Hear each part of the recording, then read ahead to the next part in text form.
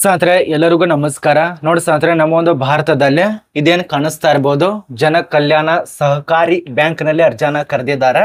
ಈ ಒಂದು ಜನ ಕಲ್ಯಾಣ ಸಹಕಾರಿ ಬ್ಯಾಂಕ್ ನಲ್ಲಿ ನಿಮಗೆ ಕ್ಲರ್ಕ್ ಹುದ್ದೆಗೆ ಅರ್ಜಿಯನ್ನ ಕರೆದಿದ್ದಾರೆ. ಇದ್ರ ಬಗ್ಗೆ ತಿಳಿಸ್ಕೊಡ್ತಾ ಇರೋದು. ಈಗಾಗಲೇ ಅರ್ಜಿಗಳು ಪ್ರಾರಂಭ ಆಗಿದೆ.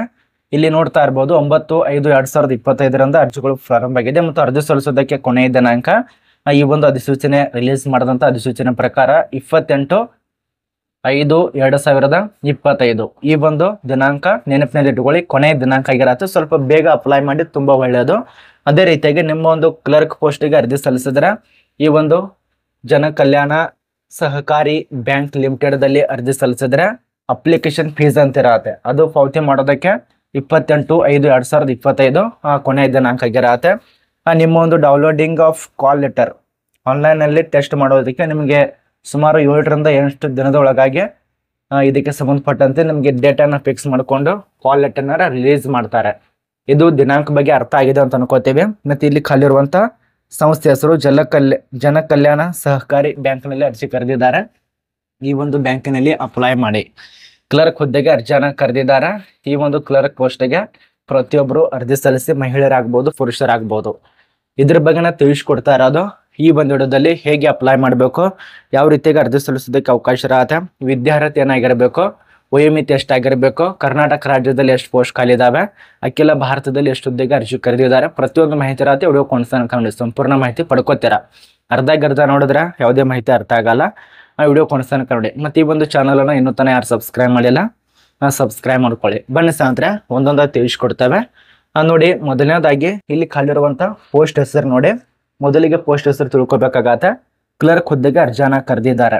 ಈ ಒಂದು ಕ್ಲರ್ಕ್ ಪೋಸ್ಟ್ಗೆ ಅಪ್ಲೈ ಮಾಡಿ. ಅದೇ ರೀತಿಯಾಗಿ ಏಜ್ ಲಿಮಿಟ್, ಇಲ್ಲಿ ಏಜ್ ಲಿಮಿಟ್ ಕನಿಷ್ಠವಾಗಿ ನಮಗೆ 18 ವರ್ಷ ಆಗಿರಬೇಕು. 18ರಿಂದ 30 ವರ್ಷ. 1/4/2025 ಅಂತ ವಯೋಮಿತಿ ಒಂದ್ಸರಿ ಲೆಕ್ಕಾಚಾರ ಮಾಡ್ಕೊಳ್ಳಿ. ಇದು ನಾನು ಮೊದಲ ಬಾರಿಗೆ ಈ ಒಂದು ಜಲ ಕಲ್ಯಾಣ ಸಹಕಾರಿ ಬ್ಯಾಂಕ್ ಬಗ್ಗೆ ತಿಳಿಸ್ಕೊಡ್ತಾ ಇರೋದು.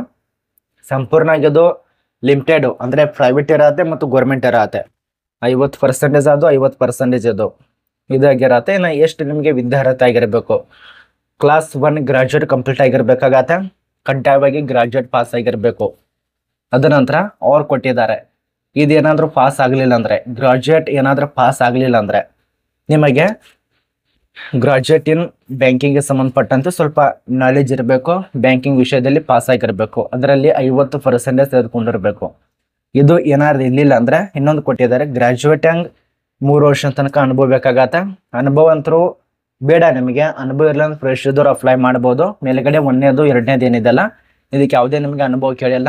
ಈ ತೆಳಗಿದೆಯಲ್ಲ ಇದಕ್ಕೆ ಅನುಭವ ಕೇಳಿದ್ದಾರೆ. ಗ್ರಾಜುಯೇಟ್ ಆದ್ಮೇಲೆ 3 ವರ್ಷ ತನಕ ಅನುಭವ ಕೇಳಿದ್ದಾರೆ. ಅಪ್ಲೈ ಮಾಡಿ. ಅದ ನಂತರ ನಿಮಗೆ ಆಯ್ಕೆ ಪ್ರಕಾರದಲ್ಲಿ ರಿಟರ್ನ್ ಟೆಸ್ಟ್ ಇರತ್ತೆ, ಗ್ರೂಪ್ ಚರ್ಚೆ ಇರತ್ತೆ. ಅದ ನಂತರ ಪರ್ಸನಲ್ ಆಗಿ ನಮಗೆ ಇಂಟರ್ವ್ಯೂ ಮಾಡ್ತಾರೆ. ಅಂದ್ರೆ ಈ ಒಂದು ಪರ್ಸನಲ್ದಲ್ಲಿ ನಿಮ್ಮ ಡೇಟ್ ಆಫ್ ಬರ್ತ್ ಕೇಳ್ಬೋದು, ಯಾವ ರೀತಿ ಕೆಲಸ ಮಾಡ್ಬೋದು ಅದನ್ನ ಕೇಳ್ತಾರೆ. ನಿಮಗೆ ಎಷ್ಟು ವರ್ಷ ಆಗಿದೆ, ಏನ್ ಹೆಸರು, ಎಲ್ಲಿ ವಾಸ ಮಾಡ್ತಿದ್ದಾರ, ಅದ ನಂತರ ನಿಮ್ಮ ಕೆಲಸದ ಬಗ್ಗೆ ಇನ್ನಷ್ಟು ಡೀಟೇಲ್ಸ್ ಆಗಿ ಮಾಹಿತಿ ಕೇಳಬಹುದು.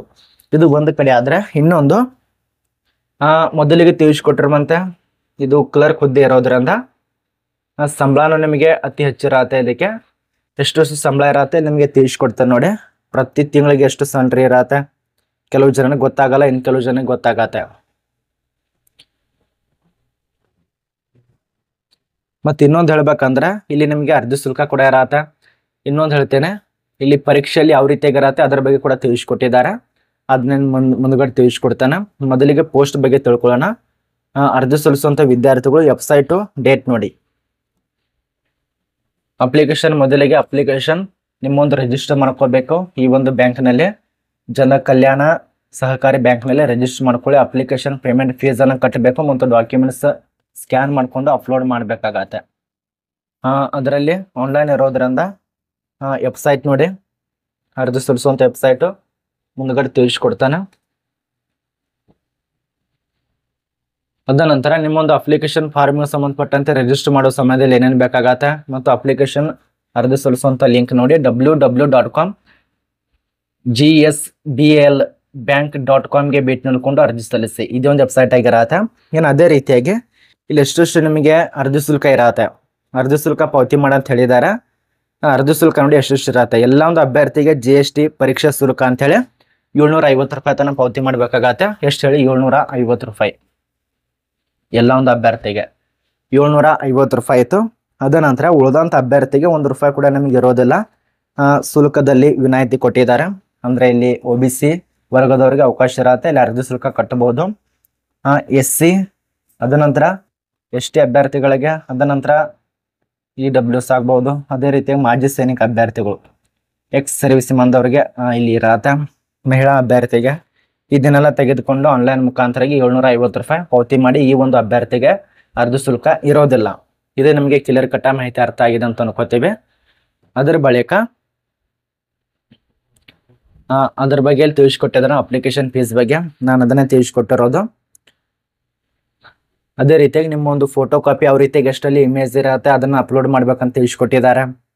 ಅದ ನಂತರ ನಿಮ್ಮೊಂದು ಎಲ್ಲಿ ಸಂದರ್ಶನ ಇರತ್ತೆ ಆ ಒಂದು ವಿಳಾಸ ಕೊಟ್ಟಿದ್ದಾರೆ. ಮತ್ತು ಆಯ್ಕೆದ ಅಭ್ಯರ್ಥಿಗೆ ಉದ್ಯೋಗ ಸ್ಥಳ ಎಲ್ಲಿರತ್ತೆ ತುಂಬಾ ಜನ ಕೇಳಬಹುದು. ನಮ್ಮ ಒಂದು ಭಾರತದ ಮುಂಬೈದಲ್ಲಿ ಕೆಲಸ ಇರತ್ತೆ. ಮುಂಬೈ, ಅದ ನಂತರ ಅಖಿಲ ಭಾರತದಲ್ಲಿ ಕೆಲಸ ಇರತ್ತೆ. ಅರ್ಜಿ ಸಲ್ಲಿಸೋರು ಅಪ್ಲೈ ಮಾಡಿ. ಇನ್ನೊಂದು ಹೇಳ್ಬೇಕು ಅನ್ಕೊಂಡಿದ್ದೇನೆ, ಪ್ರತಿದಿನ ಒಂದು ಜಿಲ್ಲೆಯ ಬಗ್ಗೆ ಸಂಪೂರ್ಣ ಡೀಟೇಲ್ಸ್ ಆಗಿ ವಿಡಿಯೋ ಮಾಡಿ ತಿಳಿಸ್ಕೊಡ್ಬೇಕಂತ ಅನ್ಕೊಂಡಿದ್ದೇನೆ. ಅದ್ರ ಬಗ್ಗೆ ಮಾಡ್ಬೇಕಾ ಬೇಡ ಅಂತ ಒಂದ್ಸರಿ ಕಮೆಂಟ್ನ ತಿಳಿಸಿ. ಅಂದ್ರೆ ಒಂದು ಜಿಲ್ಲೆ ಬಗ್ಗೆ ಒಂದು ದಿನ ತಿಳಿಸ್ಕೊಡ್ತೇನೆ. ಜಿಲ್ಲೆಯಲ್ಲಿ ಏನೇನು ಪ್ರಸಿದ್ಧಿ ಇದ್ದಾವೆ, ಅದ ನಂತರ ಜಿಲ್ಲೆಗೆ ಸಂಬಂಧಪಟ್ಟಂತೆ ಏನೇನು ಯುದ್ಧಗಳಾಗಿದ್ದಾವೆ, ಏನೇನು ಪ್ರಸಿದ್ಧವಾದ ಸ್ಥಳಗಳಿದೆ, ಅದಕ್ಕಿಂತ ಹಿಂದಿನ ಇತಿಹಾಸ ಏನು, ಆ ಒಂದು ಜಿಲ್ಲೆ, ನಮ್ಮ ಒಂದು ಕರ್ನಾಟಕ ರಾಜ್ಯದಲ್ಲಿ ಎಷ್ಟು ಜಿಲ್ಲೆ ಯಾವುದಲ್ಲ ಎಲ್ಲ ಒಂದು ಜಿಲ್ಲೆ ಬಗ್ಗೆ ಪ್ರತಿದಿನ ಒಂದು ವಿಡಿಯೋ ಮಾಡಬೇಕು ಅಂತ ಇದ್ದೇವೆ ಈ ಒಂದು ಬೋರ್ಡ್ ಮೇಲೆ. ನಿಮ್ಮ ಅನಿಸಿಕೆ ತುಂಬಾ ಮುಖ್ಯ ಆಗಿರತ್ತೆ. ಮಾಡ್ಬೇಕಾ ಬೇಡ ಅಂತ ಕಮೆಂಟ್ನ ತಿಳಿಸಿ.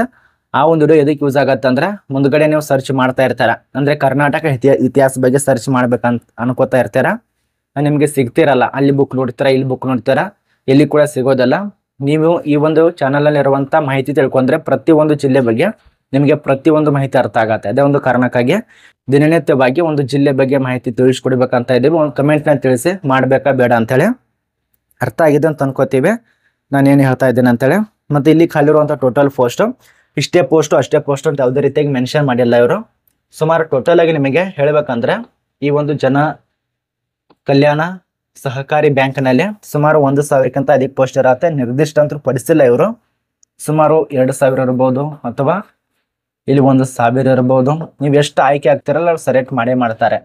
ಯಾವುದೇ ರೀತಿಯಾಗಿ ಇಲ್ಲಿ ನೋ ಪೋಸ್ಟ್ ನಂಬರ್ ಕೊಟ್ಟಿದ್ದಾರೆ. ಅರ್ಥ ಆಗಿದೆ ಅಂತ ಅನ್ಕೋತೀವಿ. ಅರ್ಜಿಗಳು ಪ್ರಾರಂಭ ಆಗಿರತ್ತೆ, ಅಪ್ಲೈ ಮಾಡಿ ಆನ್ಲೈನಲ್ಲಿ ಪ್ರತಿಯೊಂದು ತಿಳಿಸ್ಕೊಟ್ಟಿದ್ದಾನೆ. ಮತ್ತು ಇದ್ರ ಬಗ್ಗೆ ಆಫೀಸಿಯಲ್ ಆದಂಥ ವೆಬ್ಸೈಟ್ ನೋಟಿಫಿಕೇಶನ್ ಟೆಲಿಗ್ರಾಮ್ ಗ್ರೂಪ್ಗೆ ವಿಸಿಟ್ ಮಾಡಿ. ತುಂಬಾ ಜನ ಕೇಳ್ತಾರೆ ಸರ್ ಟೆಲಿಗ್ರಾಮ್ ಲಿಂಕ್ ಯಾವ್ದು ಅಂತೇಳಿ. ಆ ಒಂದು ಟೆಲಿಗ್ರಾಮ್ ಗ್ರೂಪ್ದಲ್ಲಿ ಹೋದ ತಕ್ಷಣ ಇಲ್ಲಿ ಪ್ರಶಾಂತ್ ಟೆಕ್ ಕನ್ನಡ ಅಂತೇಳಿ ಸರ್ಚ್ ಮಾಡ್ಕೊಳ್ಳಿ. ಪ್ರಶಾಂತ್ ಟೆಕ್ ಕನ್ನಡ ಅಂತೇಳಿ ಸರ್ಚ್ ಮಾಡ್ಕೊಳ್ಳಿ. ಸರ್ಚ್ ಮಾಡಿದ ತಕ್ಷಣ ಮೊದಲಿಗೆ ಒಂದು ಆರ್ಟಿಕಲ್ ಅಥವಾ ಚಾನಲ್ ಬರತ್ತೆ, ಅದಕ್ಕೆ ಜಾಯ್ನ್ ಆದ ತಕ್ಷಣ ದಿನನಿತ್ಯವಾಗಿ ಆರ್ಟಿಕಲ್, ವೆಬ್ಸೈಟ್ ನೋಟಿಫಿಕೇಶನ್, ಅರ್ಜಿ ಸಲ್ಲಿಸುವಂತ ನೋಟಿಫಿಕೇಶನ್, ಅದಕ್ಕಿಂತ ಹೊರಗಿರುವಂತ ಪ್ರಚಲಿತ ಘಟನೆ ಬಗ್ಗೆ ಕೂಡ ತಿಳಿಸ್ಕೊಡ್ತಾ ಇರ್ತವೆ. ಆದ ಕಾರಣ ಅಲ್ಲಿ ಜಾಯ್ನ್ ಕೂಡ ಆಗ್ಬಹುದು. ಅಥವಾ ಇನ್ಸ್ಟಾದಲ್ಲಿ ಮೆಸೇಜ್ ಮಾಡಿ, ಕೆಳಗಡೆ ಡಿಸ್ಕ್ರಿಪ್ಷನ್ ಬಾಕ್ಸ್ ಲಿಂಕ್ ಇರತ್ತೆ, ಇನ್ಸ್ಟಾದಲ್ಲಿ ಮೆಸೇಜ್ ಮಾಡಿ ಅಥವಾ ಅಬೌವ್ ಸೆಕ್ಷನ್ ಇರತ್ತೆ, ಮೆಸೇಜ್ ಮಾಡಬಹುದು. ಏನೇ ಡೌಟ್ ಇತ್ತಂದ್ರೆ ಮೆಸೇಜ್ ಮಾಡಿ.